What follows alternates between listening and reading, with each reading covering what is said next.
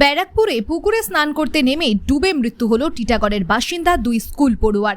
পুকুরে স্নান করতে নেমে তলিয়ে গেল দুই ছাত্র। ঘটনার জেরে ব্যাপক চাঞ্চল্য ছড়িয়ে পড়ল টিটাগড় বউবাজার এলাকায়। টিটাগড় অ্যাংলো ভার্নাকুলার স্কুলের দুই ছাত্র নবম শ্রেণীর রনক সাউ ও দশম শ্রেণীর সুজল দাস বুধবার দেরি করে স্কুলে যায়। দেরি হওয়ার ফলে স্কুলে না ঢুকতে পেরে এই দুই বন্ধু ব্যারাকপুর পৌরসভার 14 নম্বর ওয়ার্ডের অন্তর্গত চাতালের পুকুরে স্নান করতে আসে। সেখানেই জলে ডুবে যায় দুজন। সূত্রের খবর অনুযায়ী ঘটনার সময় আরও বেশ কিছু স্কুল ছাত্র সেখানে উপস্থিত থাকায় পুরো ঘটনা তারা দেখে ফেলে এবং তারা ওই ছাত্রদের বাঁচানোর চেষ্টা করে, কিন্তু তাদের বাঁচাতে না পেরে স্থানীয় বাসিন্দাদের সহযোগিতায় দুই স্কুল ছাত্রকে পুকুর থেকে উদ্ধার করা হয়। এরপর খবর দেওয়া হয় স্থানীয় টিটাগড় থানার পুলিশকে। পুলিশ এসে স্কুল ছাত্রকে নিয়ে ব্যারাকপুর ডাক্তার BN বসু মহকুমা হাসপাতালে নিয়ে এলে চিকিৎসকেরা তাদের মৃত বলে ঘোষণা করে। ঘটনার খবর পেয়ে টিটাগড় পৌরসভার পৌরপ্রধান কমলেশ সাউ হাসপাতালে আসেন।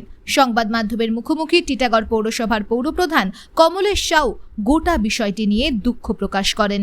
স্কুল থেকে 5 জন বাচ্চা বেরিয়ে পুকুরে চান করতে চলে গেছে। তালপুকুরে একটা পুকুর আছে, চাতাল বলে একটা পুকুর আছে, চাতাল বলে জায়গা, সেখানে একটা পুকুর আছে, সেখানে চান করতে চলে গেছিল। তাতে দুটো বাচ্চা পুকুরে নেমেছে, নামার পর ও চান করতে গিয়ে মারা গেছে, ডুবে মারা গেছে। আর 3টে বাচ্চা যারা ছিল তারাই ওকে তুলে নিয়ে এসে এখানে বিএন বসে নিয়ে এসে সেখানে ডক্টররা ঘোষণা করেছে সে মারা গেছে।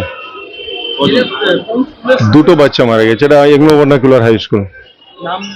হ্যাঁ, এটা সুজল সাউ, এটা রনক সাউ, দুটোই আমাদের 6 নম্বর ওয়ার্ডের টিটাগড় 6 নম্বর ওয়ার্ডের বাসিন্দা।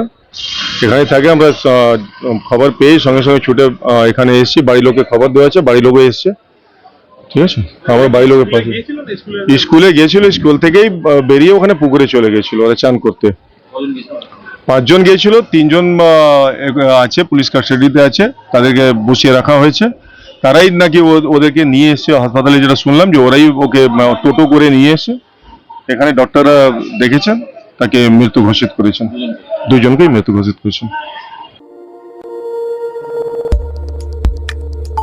আমাদের সাথে থাকুন এবং দেখতে থাকুন নিউজ প্রাইম টাইমস, আপনাদের সাথে আপনাদের পাশে।